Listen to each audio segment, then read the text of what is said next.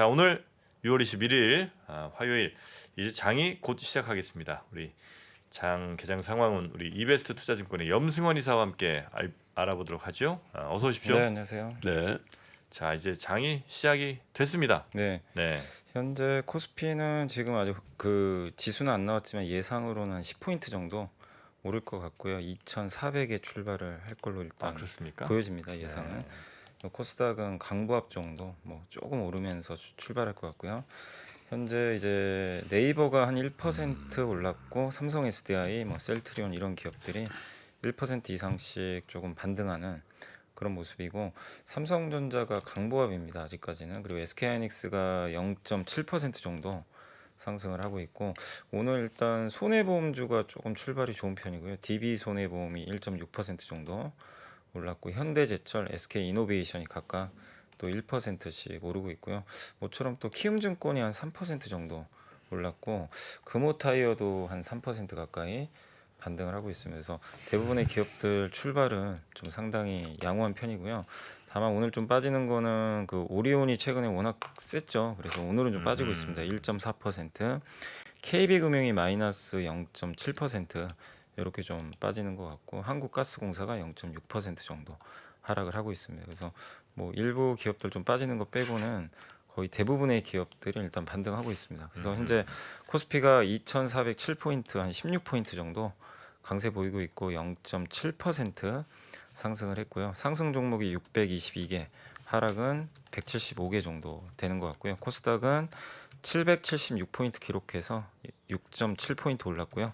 0.88% 상승인데, 상승 종목은 1,077개 정도로 뭐 어제하고는 어쨌든 분위기가 오전에는 좀 다르다라고 보시면 되겠고, 카카오 게임즈가 오늘 좀 급등하고 있습니다. 한 7%. 어제 그 게임 얘기인가요? 네, 어제 우마무스. 근데 어제는 아, 주가가 10% 폭락을 했어요. 장중에. 근데 이제 그 어제 저녁에 애플 앱스토어 매출 1위에 올랐다고 하더라고요. 우마무스메. 네, 그게 이제 아직 구글은 순위가 안 나왔고, 네. 그래서 카카오 게임즈가 이제 다시 그 게임 기대감이 있는 것 같아요. 한 7% 지금 반등을 하고 있고, 파크 시스템즈는 이제 반도체 관련 기업인데 오늘 한 증권사의 긍정적인 보고서로 한 4% 정도 오르는 것 같고요.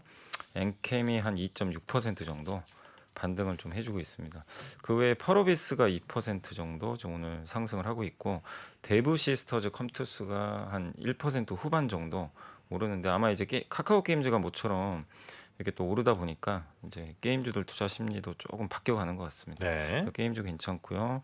좀 대부분은 좀 오르고 있는데, 약간 하락하는 기업은 SM, JYP 뭐 이런 이제 엔터주가 많이 빠지는 건 아니고요. 한 약보합 정도 보여주고 있는 것 같습니다. 그래서 양시장 모두 다 일단 어제 낙폭을 뭐 다 메꾸지는 못하고 있지만 한참 일단, 모자라요, 아직. 반등은 조금 하고 있다. 이렇게 보시면 되겠고, 네. 어제 이제 아침부터 외국인들이 정말 뭐 시작부터 엄청나게 팔았는데 역시 오늘도 좀 팔고 있습니다. 여전히 좀 남아 있는 것 같고, 한 497억 정도 외국인이 지금 오전에 좀 팔고 있고요. 여전히 그 중에 대부분이 전기전자 업종에 집중이 좀 돼 있는 상황이고, 다만 이제 오늘 오르는 거는 외국인 파는 것보다 기관이 더 많이 사고 있어요. 그래서 오늘 금융투자, 연기금이 두 곳의 기관 투자가 한 638억 정도 사면서 외국인 매도를 좀 방어를 해주고 있다라고 보시면 좋을 것 같습니다. 아, 외국인 오늘도 팔아요? 오늘도 팔아요. 지금 벌써 한 500억 정도. 그러니까 외국인들 이게 스타일이 한 번 팔면은 대량 매도하면 그게 좀 며칠 더 이어집니다. 아, 계속 대량 매도는 아닌데 조금 더 이어지는 경향들이 좀 있긴 있더라고요. 그래서 일단 오후엔 바뀔 수도 있겠지만 오전에는 일단 외국인은 한 500억 정도 매도가 아직까지는 나오고 있는 것 같습니다. 그리고 이제 섹터 쪽으로는 오늘도 뭐 비료 업체들이 좀 강한 편이고요. 비료 관련주가 오늘 좀 급등세 보이고 있고, 농업주들 오늘 급등이고, 그리고 오늘 뭐 편의점 관련주들도 약간 좀 올라가고요. 그리고 종합상사 이쪽도 이제 그 뭐 원자재 가격 수혜주들이죠. 그래서 좀 올라가고 있고, 2차 전지 요즘에 이제 제조업체들도 조금씩 올라가는데, 오늘 삼성 SDI, SK이노베이션, LG엔솔 세 기업이 모두 다 고르게 좀 반등을 해주고 있습니다. 그리고 남북 경협주도 일부 좀 올라가고, 인터넷 대표주 이제 오늘 네이버가 오랜만에 한 2% 정도 반등을 해주고 있고요. 그리고 뭐 풍력주들이 어제 좀 강했는데 오늘도 좀 강세입니다. 어제 CS 베어링이 상한가를 갔잖아요. 근데 오늘도 추가 급등이 좀 나오고 있고, 뭐 관련해서 다른 뭐 이 신재생 에너지 관련주들도 좀 동반해서 강세가 이어지는 것 같습니다.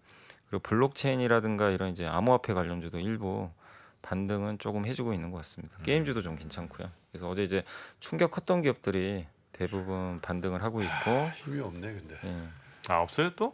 힘이 없어 힘이. 아직은 뭐 이렇게 급반등까지는 못 나오고 있어요. 예.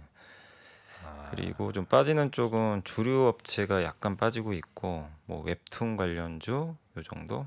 아니 어제 아침도 이러다가 왜 쭉 빠졌잖아요. 근데 어제 아침에 이제 갭은 나왔는데 갭상승 나왔는데 외국인이 그냥 팔아버렸죠 시작부터. 아 근데 지금 오늘도 외국인이 지금 팔아요 계속.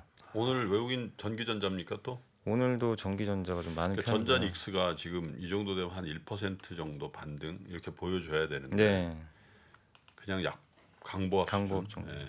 오늘 많이 파는 게 전기전자랑 화학업종이거든요. 외국인들이 주로 음. 파는 게 이 두 개 업종에 일단 좀 매도가 집중이 돼 있습니다. 네.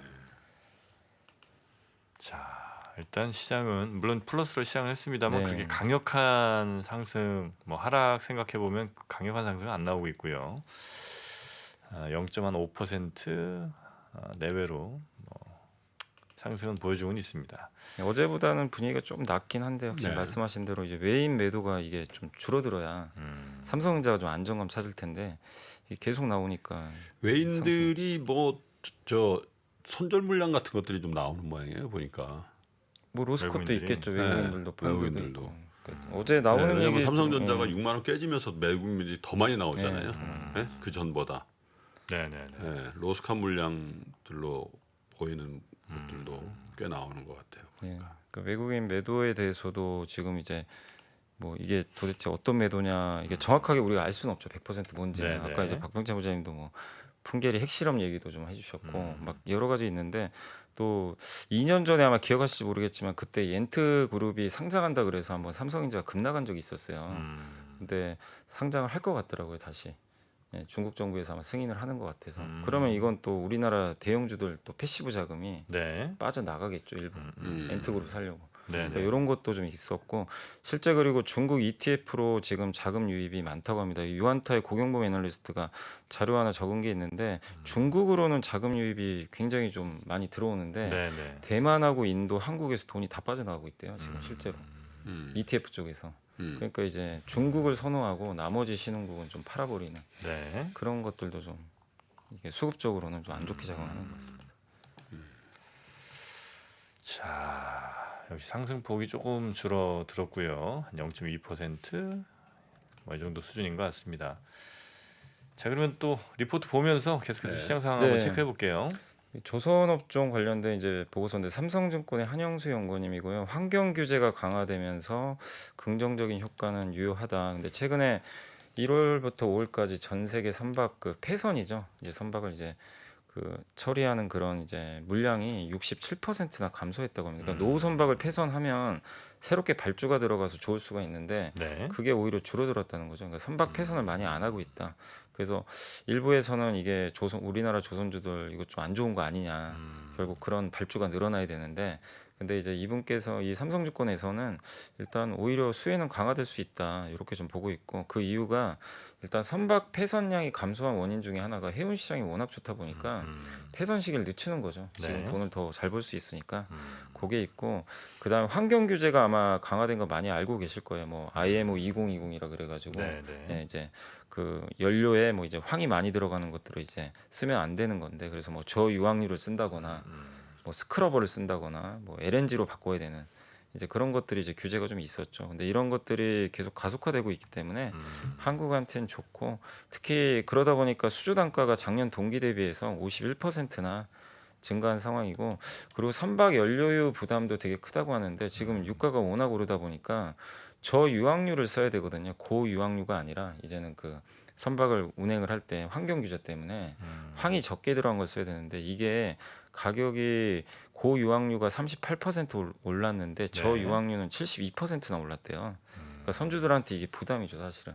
그래서 연비가 우수한 한국산 선박에 대해서는 좀 그 선호하는 현상은 계속 이어지지 않을까 그렇게 보고 있고 네. 뭐 최근에 이제 덴마크의 해운사 머스크가 이 선박 엔진을 메탄올을 이용한 이중 연료 엔진으로 개조하는 방안을 놓고 현대중공업 그룹하고 논의를 좀 하고 있나 봐요. 글쎄요, 그렇다고 그래요. 예. 그래서 요거는 현대 그 HD 현대 있잖아요. 네. 지주회사 그 최상단에 있는 그 회사의 자회사인 현대 글로벌 서비스가 그 사업을 주도할 거라고 합니다.